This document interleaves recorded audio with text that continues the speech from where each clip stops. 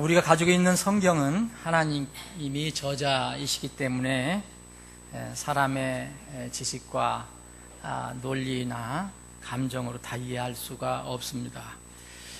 그렇게 하다가는 자칫 불신이나 교만에 빠질 수도 있습니다.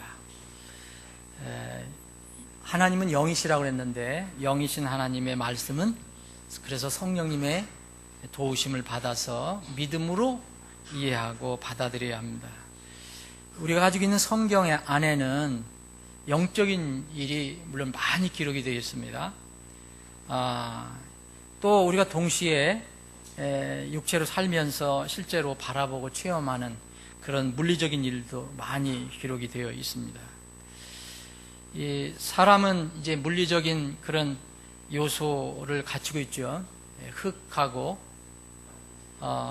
또 흙으로 빚은 몸을 가지고 있습니다. 근데 여기에다가 하나님의 영인 생명의 숨을 불어넣어 주셨기 때문에 이제 온전한 영혼이 되었습니다. 살아있는 혼이 되었다고 했습니다. 그래서 사람은 이 몸과 영혼이 결합된 독특한 존재라는 것을 우리가 이제 알게 됩니다. 그러면 하나님께서 우리를 지으신 이 내용을 알게 되면 사람에 대해서 이해할 때에 많은 도움을 받게 됩니다. 사람은 육체에 관련된 문제가 해결된다고 만족할 수 있는 존재가 결코 아닙니다. 동시에 또 몸이 있기 때문에 영적인 관점으로만 모든 문제를 또 해결할 수 있는 것도 아닙니다. 영과 몸, 이 부분이 다 해결이 돼야만 우리는 만족할 수가 있게 됩니다. 그래서 우리는 여전히 이 땅에 살면서 먹고 마시는 일이 필요합니다. 그걸 인정하지 않으면 곤란하죠. 그런데 그럼에도 불구하고 우리 사람이 지어진 그런 상황, 그런 내용, 우리 사람의 그 존재의 특성을 알게 되면 순서, 우선순위는 결코 바뀔 수 없다는 것을 우리가 알아야 합니다. 육체적인 문제, 물리적인 문제를 완전히 이렇게 배제할 수 없지만 육체적인 문제가 영적인 문제를 대신할 수도 없고 또 육체적인 문제가 영적인 문제를 앞설 수도 없다는 겁니다. 우리 사람은 전인격적인 존재라고 하죠. 그래서 영이신 하나님의 대표 피조물입니다. 그리고 영적인 문제가 육적인 문제도 있지만 영적인 문제가 반드시 우선해야 한다. 하나님은 우리의 육체적이고 물리적인 문제를 결코 무시하지 않으셨습니다. 그러나 영적인 문제를 먼저 다루는 지혜가 필요하다라고 말씀하셨습니다. 마태복음 6장에 보니까 31절 33절에 있는 말씀입니다. 그러므로 염려하여 이르기를 우리가 무엇을 먹을까, 우리가 무엇을 마실까, 우리가 무엇을 입을까 하지 말라. 이 모든 것은 이방인들이 구하나니 너희 하늘 아버지께서는 이 모든 것이 너희에게 필요한 줄 아시느니라. 오직 너희는 첫째로 곧 먼저 하나님의 왕국과 그분의 의를 구하라. 그리하면 이 모든 것을 너희에게 더하시리라. 그래서 데살로니가전서 5장을 보면 바울 사도가 데살로니가 교회에 편지를 쓰면서 간절히 기도하는데 어떻게 기도를 하게 했느냐.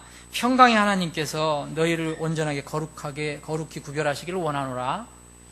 내가 하나님께 기도하여 너희의 온 영과 혼과 몸을 우리 주 예수 그리스도께서 오실 때까지 흠없이 보존해 주시기를 구하노라. 이렇게 기도했습니다. 우리는 분명히 물리적인 문제를 도외시할 수도 없고 영적인 문제도 결코 도외시할 수 없지만 순서가 중요하다는 것을 알게 됩니다. 오늘 이 주제로 누가복음 17장을 계속 살펴보기를 원합니다. 누가복음 17장, 오늘 함께 나눌 말씀은 누가복음 17장 20절 드립니다. 제가 오늘은 빠른 속도로 제가 혼자 읽겠습니다. 25절까지 제가 읽겠습니다. 여러분 다 찾으셨습니까? 누가복음 17장 만지신 채로 제가 읽겠습니다. 바리새인들이 그분께 하나님의 왕국이 어느 때에 임하느냐고 다그치 묻거늘 그분께서 그들에게 응답하여 이르시되 하나님의 왕국은 볼 수 있게 임하지 아니하며 또 그들이 이르기를 여기를 보라 혹은 저기를 보라 하지도 못하리니 보라 하나님의 왕국은 너희 안에 있느니라 하시고 제자들에게 이르시되 날들이 이르니 그때에는 너희가 사람의 아들의 날들 중 하루를 보고자 하되 그것을 보지 못하리라. 그들이 너희에게 이르되 여기를 보라 혹은 저기를 보라 해도 그들을 따라가지 말며 그들을 따르지도 말라. 번개가 하늘 아래 이쪽에서 번쩍이어 하늘 아래 저쪽까지 빛을 내는 것 같이 사람의 아들도 자기 날에 그러하리라. 아버지 하나님, 오늘 저희들에게 참으로 복된 주의를 허락해 주심을 감사합니다. 우리 매주 이 날을 맞이하지만 우리는 이 날을 맞이할 때마다 주님께서 우리를 위해서 십자가에서 피 흘려 죽으시고 묻히셨다가 부활하심을 기억합니다. 이 참으로 놀라우고 벅찬 이 놀라운 사실이 우리 마음속에서 새롭게 살아날 때마다 감격이 있습니다. 감사가 있습니다. 찬양이 있습니다. 우리에게 이런 은혜를 허락해 주심을 감사합니다. 이 시간 이 기쁨과 감사한 마음을 가지고 주님께서 우리에게 주신 말씀을 나누기를 원합니다.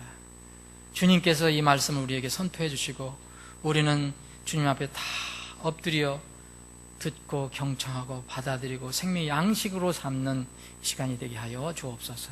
거룩하신 예수님의 이름으로 기도합니다. 아멘. 부활의 이 지금 말씀드린 이 부활, 이 말씀, 영적인 원리, 순서는 부활의 원리에도 그대로 적용됩니다. 앞으로 우리가 부활을 기다리는데 영원히 거듭난 사람은 몸, 육도 어떤 상황에 처하더라도 완전히 우리가 회복될 것입니다. 이것이 우리가 기다리는 부활의 때입니다. 주님께서 오실 그 때입니다.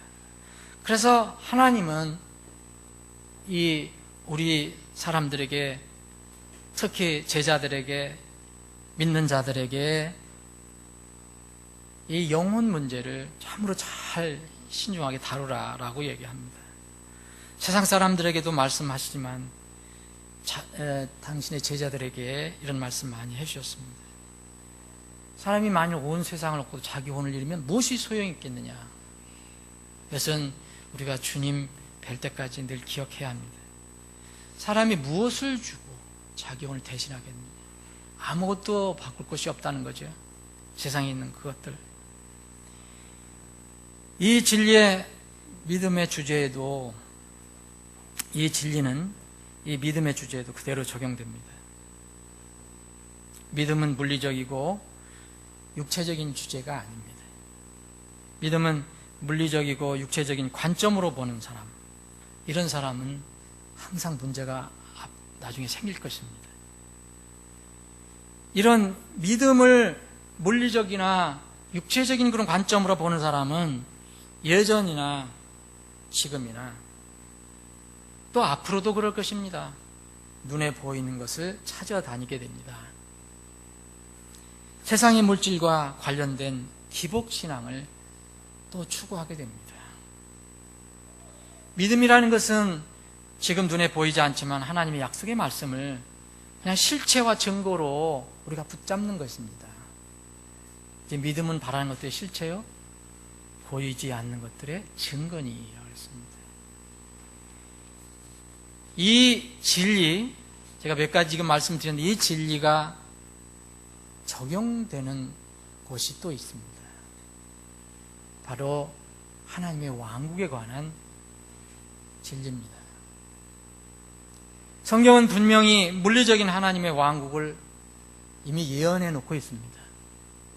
지상천년 왕국이 분명히 물리적인 우리가 볼 수 있는 그런 왕국이 올 것이라고 예언이 되어 있습니다. 이 지상에는 수많은 나라가 있습니다. 우리가 나라와 민족을 위해서도 기도하고 있습니다. 그런데 우리가 성경을 믿는 성경 신자로서 이야기할 수 있는 것은 우리 대한민국도 그리스도의 왕국을 대체할 수 없습니다. 하나님이 정하신 때에는 이 세상의 모든 왕국들이 그리스도의 왕국으로 대체가 됩니다. 그리스도의 왕국 외에는 없다는 것입니다. 그리스도의 그 왕국은 우리가 분명히 물리적으로 볼 수 있는 왕국입니다. 그런데 동시에 성경은 영적인 왕국을 말하고 있습니다. 이 두 개의 왕국이 동시에 존재하는 것은 아니지만 물리적인 왕국 이전에 주님께서는 영적인 왕국이 있다라고 말씀하십니다. 우리가 구원을 받는 것이 먼저 몸으로 구원받는 게 아니고 영혼이 구원받는 것처럼 예수님께서도 이 온 세상을 얻고도 너희 영혼을 잃으면 무엇이 소용이 있느냐? 너희 몸을 잃으면 무엇이 소용이 있느냐? 너희 목숨을 잃으면 무슨 소용이 있느냐? 우리 전에 성경은 아마 목숨을 잃음이라고 돼 있는 데도 있을 것입니다. 그게 아니고 목숨을 혹시 잃어도 영혼만 살아있으면 나중에 부활할 때 다 회복이 된다. 그래서 주님께서는 이 영적인 우선순위를 계속 강조하셨습니다.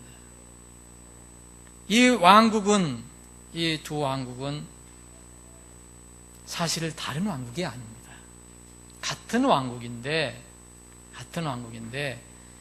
우리가 실제로 눈으로 볼 수 있는 왕국이 오기 전에 이 눈으로 보지 못하는 왕국이 세워진다는 것입니다. 이 두 왕국은 공통점이 있는데 왕국이니까 왕이 있습니다. 통치자가 있습니다. 그 왕이 바로 그리스도십니다. 그래서 이 그리스도께서 이 왕국에서 다스리십니다. 그것이 천년왕국인데 이 왕이신 그리스도께서 두 번 오시게 됩니다. 첫 번 이미 오셨었고요. 또 한 번 오실 일은 미래형으로 남아 있습니다. 이 예수 그리스도의 두 번 오심과 이 두 왕국은 관련이 있습니다. 첫 번째 임하는 왕국은 그리스도의 첫 번째 오심으로 사람들의 마음 속에서 세워지는 왕국입니다. 이것을 많은 사람들이 갑갑해하고 또 놓치는 부분입니다. 하나님의 자녀들의 마음 속에 그리스도께서 통치하시는 왕으로 오셔서 세우시는 왕국이 있다는 것입니다. 이 왕국은 하나님의 말씀을 통해 믿음으로 세워지는 나라입니다. 하나님은 보실 수 있으나 사람의 눈으로는 보지 못하는 왕국입니다. 이 왕국은 각자의 마음속에 세워지게 되는데 이렇게 각자의 마음속에 세워지려면 반드시 통치자이신 왕이신 예수님이 각자의 마음속에 오셔야 가능합니다. 예수님은 바리새인들에게 하나님의 왕국의 두 가지 특성을 가르쳐 주셨습니다. 오늘 20절, 21절입니다. 바리새인들이 예수님께 막 이게 사실은 다그쳐 물었다고 그러지만 약간의 이 조롱기도 들어있는 겁니다. 바리새인들이 예수님을 이렇게 비하하고 이렇게 약간 이 조롱하는 그런 태도로 묻는 것입니다. 그러면 하나님의 왕국이 어느 때 임하느냐? 이들은 물리적인 왕국만 생각하고 있습니다. 바리새인들은 이제 유대인들이 중심이 된 지상 왕국을 늘 생각했던 사람들입니다. 그래서 그분께서 그들에게 이렇게 대답합니다. 하나님의 왕국은 볼 수 있게 임하지 않는다라고 얘기했습니다. 이 무슨 말씀입니까? 분명히 성경은 예수님께서 이 계시록을 보면 왕국을 세우시려 직접 오시는 장면이 나옵니다. 모든 자들이 다 눈으로 본다고 그랬습니다. 그런데 왕국은 볼 수 있게 임하지 않는다고 말씀하셨습니다. 첫째 특성은 이 왕국, 주님께서 말씀하신 첫 번째 임하는 왕국은, 두 왕국 중에 첫 번째 임하는 왕국은 그 특성이 사람의 눈으로는 볼 수 없다는 것입니다. 그런데 분명히 임한다는 것입니다. 둘째 특성도 비슷한데, 여기에 보면 21절에 보면 어떤 사람들이, 이거 예수님께서 말씀하신 겁니다. 어떤 사람들이 그들이 이르기를 여기 봐라, 혹은 저길 봐라, 온다, 왕국이 있다, 그리스도가 왔다 하지도 못하리니 보라, 하나님의 왕국은 너희 안에 있느니라. 너희들 안에 있으니까 저기 있다 여기 있다 얘기할 수 없다는 것입니다.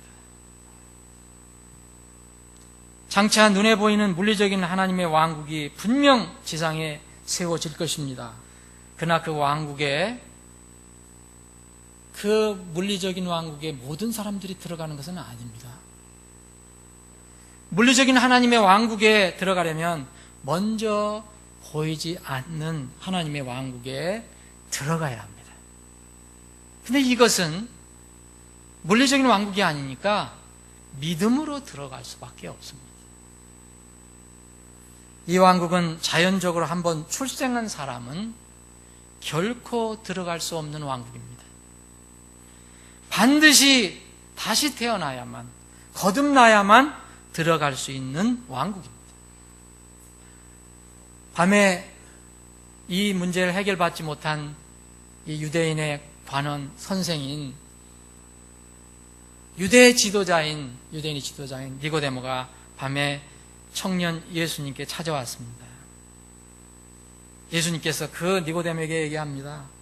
사람이 다시 태어나지 아니하면 하나님의 왕국을 볼 수 없느니라. 요한복음 3장 5절에는 또 주님께서 거듭 말씀하십니다. 사람이 물에서 나고 성령으로 나지 아니하면 하나님의 왕국에 들어갈 수 없느니라. 이건 영적으로 다른 우화적으로 해석할 필요 없습니다. 그대로 받아들이시면 됩니다. 두 번 태어나지 않으면 하나님의 왕국 볼 수도 없고 들어갈 수도 없다는 겁니다. 여러분, 거듭나지 않은 사람들은 지금 구원받은 사람 속에 들어있는 하나님의 왕국, 그리고 구원받은 사람 속이 모이는 이 교회 안에 있는 왕국을 모릅니다. 전혀 알 수가 없습니다. 그리고 결정적인 때가 돼도 그 하나님의 왕국에, 물리적인 왕국에 들어갈 수도 없습니다. 이 나라는 거듭나서 성령께서 내주하시는 사람들에게만 시민권이 주어지는 왕국입니다. 그래서 바울 사도는 로마 교회 성도들에게 너희들이 생각하는 하나님 왕국, 지금 이거 물리적인 왕국이 아니다. 하나님의 왕국은 먹는 것과 마시는 것이 아니요 오직 성령님 안에서 의와 화평과 기쁨이라. 이 왕국은 분명히, 여러분, 이 왕국은 우리가 모이는 구원받은 사람이 이렇게 심리에 순종해서, 하나님 명령에 순종해서 함께 약속해서 모인 이 지역 지상의 교회와는 다릅니다. 이 왕국은 보이지가 않습니다. 이렇게 하나님의 왕국, 곧 하나님이 왕이 되셔서 통치하신 나라는 먼저 믿음을 통해 개인의 마음 속에 먼저 영적으로 세워지는 것입니다. 이 말씀을 예수님께서 몇 번 하셨습니다. 예수님께서 오신 것은 왕국이 사실은 임했다는 건데, 예수님께서 오신 것은 이제 물리적으로 그 로마를 쳐부수고 유대인의 중심이 된 물리적인 왕국을 세우시려고 하신 것이 아니고 사람들의 마음 속에, 믿는 사람들 속에 왕국을 세우시기 위해서 오신 것인데, 이것을 유대인들은 이해하지 못했습니다. 그래서 예수님께서 이 왕국을 세우시기 위해서 이 땅에 오셔서 여러 가지 기적적인 일을 하셨는데, 병든 자 고치고 죽은 자도 살리시고 또 마귀 들린 자 마귀도 내쫓고 이렇게 하셨을 때 사람들은 비아냥거립니다. 유대인들은 이것을 이제 모욕적인 언사로 방해를 합니다. 마귀의 힘으로 너 쫓 있는 거 아니냐, 쫓아내는 거 아니냐. 그럴 때 주님께서 그런 말씀하십니다. 그런데 내가 하나님의 손가락으로, 하나님의 영으로 마귀들을 내쫓으면 분명히 하나님의 왕국이 너희에게 임하였다라고 말씀하십니다. 그 가운데, 사람들 가운데 이미 왕국이 있었는데 그 왕국이 그 마음에 세워지지 않은 사람들이 있었습니다. 이 첫 번째 임하는 왕국의 통치자나 두 번째 왕국의 통치자는 말씀드린 대로 모두 예수님입니다. 그러나 첫 번째 왕국의 통치자는 영광 대신 반드시 고난을 받으셔야만 했습니다. 오늘 이 말씀에도 보면 25절 보면 그러나 그가 반드시 먼저 많은 일들로 고난을 당하고 이 세대에게 버림을 받아야 하리라. 이 일이 이루어져야만 앞으로 이제 물리적인 왕국의 왕으로 주님께서 오신다는 것입니다. 주님께서 처음에 오셨을 때는, 왕으로 오셨을 때는 화려한 의식과 세상의 영광과 상관없는 왕으로 오셨습니다. 근데 사람들과 유대인들은 이 지상에 있는 이 세상의 왕국을 바라보고 그 세상의 왕을 바라보고 예수님께서 왕으로 오셨다니까 똑같은 그런 식으로 예수님도 화려한 의식을 가지고 계시고 세상의 어떤 그 영광을 가지신 것으로 생각했습니다. 그러다가 실망을 했죠. 그렇지 않기 때문에 그 예수님을 왕으로 인정하지 않았습니다. 근데 하나님께서는 두 번째 왕국을 세울 때, 이 실제에 보이는 왕국을 세우실 때, 먼저 보이지 않는 왕국을 사람들 속에 심으실 때, 바로 그 다스리는 그 왕국을, 사람의 마음을 다스리는, 마음속에 세워진 왕국을 다스리는 그 왕은 통치자는, 세상 사람들이 생각하는 그런 화려한 의식과 세상의 그 놀라운 무슨 영광, 이것과는 상관없는 왕국이었습니다. 그런 통치자를 보내셨습니다. 그것이 하나님의 뜻이었습니다. 여기서 많은 사람들이 넘어집니다. 하나님의 순서는 사람의 순서가 달라서 아들 예수 그리스도께서 영광의 왕으로 오시기 전에 고난의 왕으로 오시도록 하셨습니다. 이것을 사람들은 받아들이지 못했던 것입니다. 왕으로 오셨지만 예수님은 마음이 세상 것으로 가득 찬 사람들에게는 들어가실 수 없었던 겁니다. 왕으로 분명히 오셨지만 세상 것으로 채워져 있는 그런 사람들에게서는 반드시 버림을 받으셔야 했습니다. 그 말씀이 바로 25절 말씀입니다. 첫 번째 오신 그리스도는 겸손하고 마음이 가난한 사람들에게만 왕이 되어 주셨습니다. 그러나 육신의 소욕을 만족시켜주는 그런 왕을 기다린 사람이나 정치적인 욕심을 해결해주는 그 왕을 기대한 사람들에게는 이 예수님은 거절당하시는 왕이 되셨습니다. 이것이 바로 첫 번째 세워진 왕국입니다. 두 번째 임하는 왕국은 주님께서 오시는 두 번째 오심과 관련이 있습니다. 재림하실 때 실제 역사적으로 이 땅에 하나님의 왕국이 세워집니다. 이 두 번째 물리적인 왕국은 믿음으로 첫 번째 영적인 왕국에 이미 들어간 사람들만 들어갈 수 있게 됩니다. 이것을 사람들이 놓칩니다. 물리적인 왕국, 보이는 왕국을 들어가려고 하지만 이미 그 시간, 그 왕이 오실 때는 이미 그 마음에 하나님이, 예수님이 왕으로 다스리는 사람들만 그 왕국에 들어갈 수 있다는 것입니다. 요한계시록 21장을 한번 보겠습니다. 다 같이 한번 보겠습니다.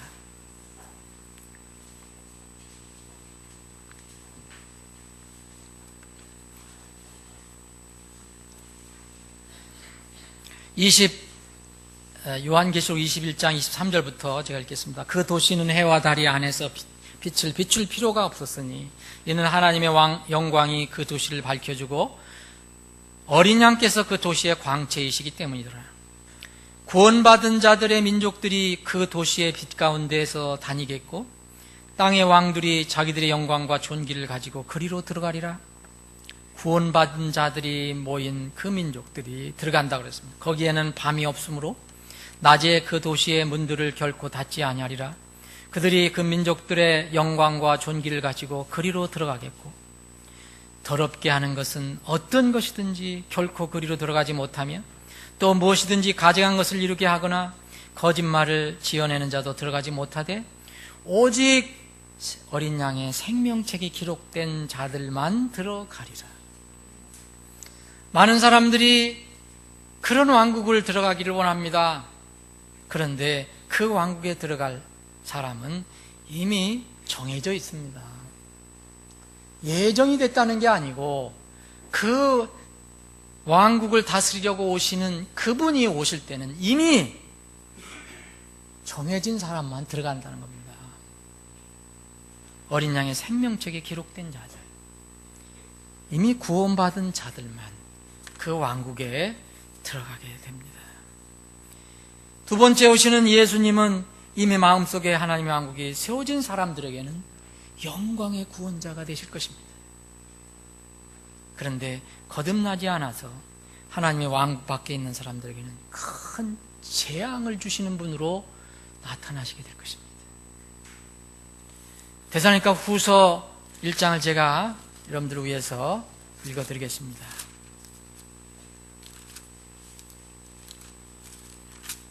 데살로니가 후서 1장 6절 너희를 괴롭게 하는 자들에게는, 제가 5절부터 읽겠습니다. 그것은 하나님의 의로운 심판의 명백한 증표요 너희를 하나님의 왕국에 합당한 자로 여기시려고 주신 것이니 그 왕국을 위하여 너희도 고난을 당하느니라.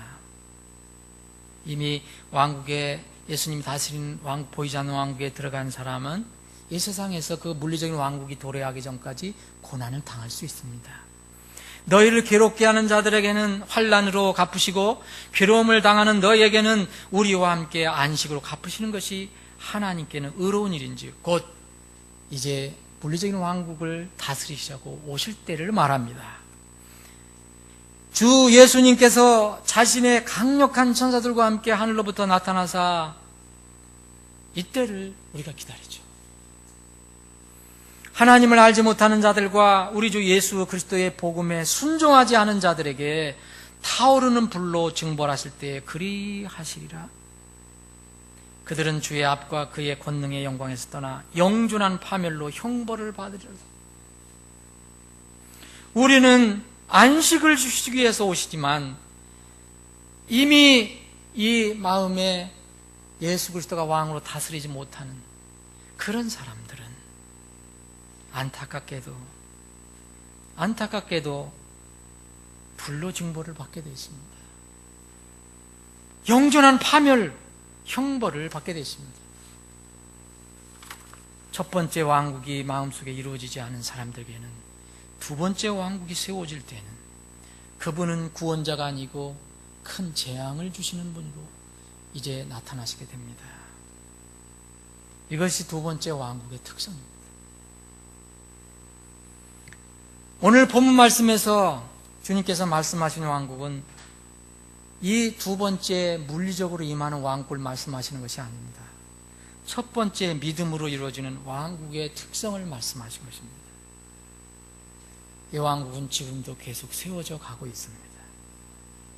이 왕국 안에는 사람의 눈으로는 잘 모르지만 하나님의 눈으로 보면 가라지도 있고 누룩도 있고 부정한 새들도 있고 가라지를 심고 누룩을 숨겨 넣고 새들을 조종하는 사악한 자 마귀도 있습니다.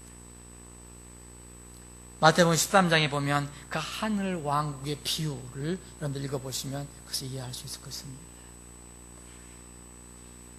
히브리서 기자는 이 두 왕국이 세워지는 날들에 관해서 설명을 해주고 있습니다. 인류의 죄를 사면하시기 위해서 오신 대제사장 예수 그리스도께서 대속사역을 완성하신 뒤에 그 예수님의 지상 대속사역의 날들 이후에 하나님께서 하나님의 은혜의 법을, 생명의 법을 믿는 사람들에게는 그 마음속에 이 왕국을 기록해 준다. 이 날을 기록해 주신다고 기록되어 있습니다. 이것이 바로 구원의 날입니다. 왕국이 세워진 날이었습니다. 여러분이 히브리서 10장 7절부터 18절까지 읽어보시면 그 마음속에 이것이 세워졌다고 기록되었다라고 이야기합니다. 이것이 첫 번째 왕국이라고 볼 수 있습니다. 10장 15절 16절만 읽어드리면 이것에 대하여는 성령님께서도 우리에게 증인이 되시나니 그분께서 앞서 이르시기를 그 날들 이후에 내가 그들과 맺을 언약이 이것이라 주가 말하노라 내가 내 법들을 그들의 마음속에 두고 그들의 생각 속에 그것들을 기록하리라 하신 뒤에 또 내가 그들의 죄들과 불법들 다시는 기억하지 아니리라 하셨습니다. 이제 이것들의 사면이 있는 곳에서는 다시는 죄로 인한 헛물이 없느니라. 그러므로 형제들아 우리가 예수님의 피를 힘입어 새롭고 살아있는 길로 지성소에 들어갈 담대함을 얻었나니 이미 얻었다. 마음속에 기록이 되었다 라고 말씀하고 있습니다. 바로 이 날이 삭개오가 예수님을 영접하고 구원받은 그 날입니다. 누가복음 19장에 예수님께서 분명히 그렇게 말씀하셨습니다. 보라 그도 아브라함의 자손인즉 이날 구원이 이 집에 이르렀도다. 그날 이 삭개오의 마음속에서는 예수님이 왕이 되신 왕국이 세워졌습니다. 사람의 아들은 잃어버린 자를 찾아 구원하러 왔느니라. 왕국을 세우러 오셨다고 말씀하십니다. 고넬료가 베드로를 통해서 생명의 말씀을 듣고 거듭난 그날 밤이 바로 이 고넬료의 마음속에 왕국이 세워진 날이었습니다. 빌보 감옥의 간수가 목숨을 끊으려고 자결하려고 했을 때 바울과 실라가 준 말씀을 통해서 새 생명을 얻은 그날이 바로 빌보 감옥의 간수 마음속에 예수 그리스도께서 왕으로 다스리신 왕국이 세워진 날이었습니다. 예수님 옆에 함께 그 몹쓸 무서운 죄를 짓고 똑같이 예수님과 같이 십자가에서 못 박혀 죽어가는 그 십자가 강도 둘 중에 한 강도가 믿음으로 구원받은 날, 곧 예수 그리스도를 왕으로 주로 믿고 받아들인 그 날이 그의 마음속에 왕국이 세워진 날이었습니다.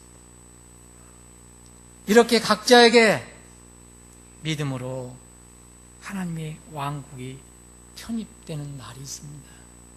여러분들도 알든지 모르든지 다 하나님 편에서 볼 때는 여러분들이 하나님의 왕국에 편입된 날이 있습니다. 말씀을 정리를 해보겠습니다. 누구나 죄 문제를 해결해 주시려고 오신 이 초림 예수님을 기록된 말씀을 통해서 믿음으로 만나면 그의 마음속에 한날이 기록됩니다. 하나님께서는 분명히 그것을 아십니다. 하나님의 왕국이 세워집니다. 전 어떤 분들이 왕국에 대해서, 하나님의 왕국에 대해서 물리적인 왕국을 강조하는, 그래서 이 먼저 세워지는 왕국에 대해서 우리가 자칫하면 이 큰 것을 놓치겠다 하는 그런 생각을 해본 적이 있습니다. 여러분은 지금 마음속에 주님께서 주가 되시고 왕이 되시고 통치자가 되시는 왕국이 세워져 있습니까?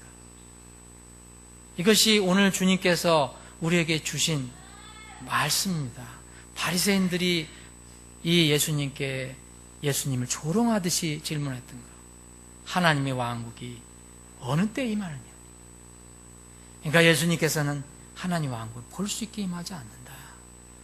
하나님 왕국은 너희들 안에 있다. 사람들 가운데 있다. 사람들 마음속에 있다. 물론 이것을 그렇게 해석할 수도 있습니다. 예수님이 계신 곳은 어떻게 되시죠? 왕국이죠. 그러니까 이들이 왕국을 지금 착각하고 있는 것입니다. 예수님이 계신 것은 그분이 왕이기 때문에 그 왕국입니다. 네, 엉뚱한 것을 지금 이 사람들은 찾고 있는 거죠. 사랑하는 여러분, 우리 마음속에 지금 예수님이 왕으로 다스리시는 하나님의 왕국이 있습니까? 아니면 여전히 세상의 나라에만 속해 있습니까?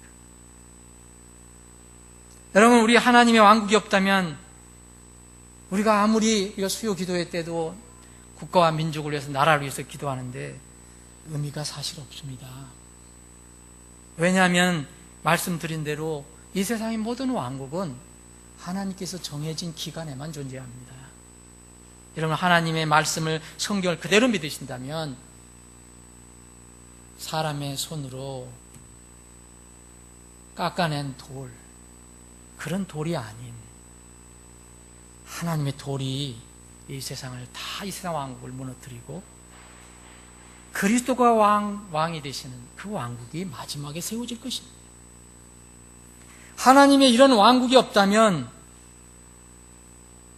우리가 아무리 애국하고 나라를 위해서 기도해도 의미가 없습니다.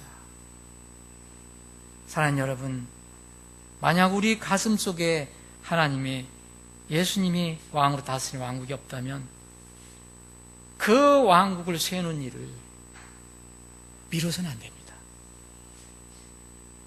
하나님의 왕국을 보고 하나님의 왕국에 들어가려면 먼저 내 안에 왕국이 세워져야 합니다. 곧 예수님이 왕으로 오셔야 합니다. 우리가 가지고 있는 세상 호적은 한 번 낳은 것만 기록해주고 있습니다. 그거 외에는 증명을 안 해줍니다. 그런데 하나님께서는 두 번째 출생한 것을 가지고 오라고 말씀하십니다. 두 번째 출생은 믿음으로만 기록이 될 수 있습니다. 성령님을 통해서만 다시 태어날 수 있습니다. 사랑하는 여러분, 우리 그리스도인들은 지금 각자 구원받은 그날이 있습니다. 우리가 그날을 몰라도 하나님 편에서는 있습니다. 이 이후에는 모든 사람들에게 공통적인 예수님의 재림의 날 사이에서 지금 우리가 살고 있는 겁니다. 첫 번째, 우리의 마음속에 세워진 왕국, 사람들 사이에 세워진 왕국, 이 보이지 않는 왕국과 실제로 물리적으로 세워진 왕국, 그 사이에 막간에 우리는 지금 살고 있습니다. 이 두 날 사이에 이 막간의 기간을 사는 우리 하나님의 자녀들은 그 마지막 그날이 오기 전에 어떻게 살아야 할 것인가를 히브리서 10장 뒷부분에 기록을 해놓고 있는 겁니다. 개인적인 각자의 날이 아닌 지상에 남아있는 모든 사람들이 경험할 역사적인 한 날인 그날, 주의 날, 이 날이 우리 앞에 미래형으로 남아있는 것입니다.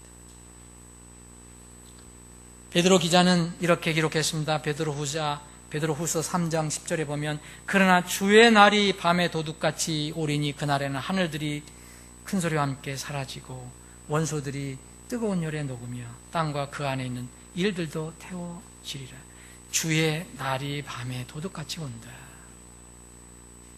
사도행전 17장 30절로부터 31절에 보면 하나님께서 어느 한 날을 정해 놓으셨다고 말씀하십니다. 아무도 우리는 모릅니다. 지금은 모든 사람이 회개하고 하나님께 돌아와야 하는 시기라고 강조합니다. 이 시기가 지나면 하나님께서 정하신 어느 한 날이 오면 세상은 심판을 받는 것밖에 없다. 한 날이 온다. 사랑하는 여러분, 우리가 지금 누가복음 17장을 공부하고 있는데 누가복음 17장은 아주 중요한 교훈이 또 들어있습니다. 마지막을 살아가는 우리에게 주신 교훈이 들어있습니다. 오늘 주님의 두 번의 오심과 주님의 두 왕국의 이 관계성을 잘 생각해 보시고 내 믿음을 살펴보시고 내가 이 어떤 때에 지금 살고 있는가 다시 한번 이 말씀을 삼아서 상기하고 결단하는 그런 시간이 되기를 주님의 이름으로 축원합니다. 기도하시겠습니다.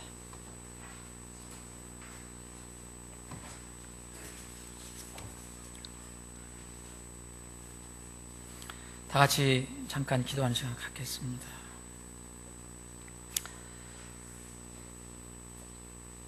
여러분, 아무리 우리가 예수님의 재림을 기다려도 첫번 왕국이 보이지 않는 왕국, 예수님께서 왕으로 다스리는 그 왕국이 우리 각자의 마음속에 없으면 참으로 불행한 일입니다. 그 왕국은 그렇게 기다리는데, 그 보이는 왕국은 그렇게 기다리는데 왜 이미 주님께서 주신 그 왕국은 우리가 소홀히 해야 합니까? 교회 밖에서 그런 사람들 가끔가다 만나는데 참 안타까울 때가 많습니다. 여러분, 이것은 심각한 문제입니다. 개인적인 종말이 앞섭니다. 역사적인 종말보다 개인적인 종말이 앞선다는 것은 늘 기억해야 합니다. 사랑하는 여러분, 여러분들 가슴에는 믿음으로 세워진 예수 그리스도의 피로 세워진 그분이 왕으로 다스리는 왕국이 있습니까? 아니면 여전히 바리새인들처럼 하나님을 믿는다 하면서도 물리적인 왕국만, 그때만 기다리고 있습니까? 여러분들 모두 가슴속에 하나님이 다스리시는 왕국이 있음을 저는 믿고 싶습니다. 만약 우리 안에 하나님의 왕국이 있다면 우리는 실제로 이 세상에서 어떻게 살고 있습니까? 주님은 우리 가슴에 왕국을 세우신 이 왕은 보이는 왕국을 세우시려고 곧 오실 것입니다. 그 왕 앞에, 두 번째 오실 그 왕 앞에, 이제는 고난의 왕이 아니고 겸손의 왕이 아니고 철장을 가지고 다스리실 왕 앞에 우리가 어떤 모습으로 설 것인가가 문제입니다. 우리 안에 진정한 하나님의 왕국이 있다면, 그 왕이 다시 오신다는 것을 믿는다면 그 왕 앞에 어떤 모습으로 설 것인가 생각해보는 시간이 되기를 바랍니다. 아버지 하나님, 오늘도 말씀 주심을 감사합니다. 이 말씀이 우리 마음속에 생명의 양식이 되게 하시고, 또 이 험한 세상에서, 어지러운 세상에서 그 말씀을 붙들고 할 때 힘을 얻는 그런 생명의 원천이 되게 하여 주시옵소서. 거룩하신 예수님의 이름으로 기도합나이다. 아멘.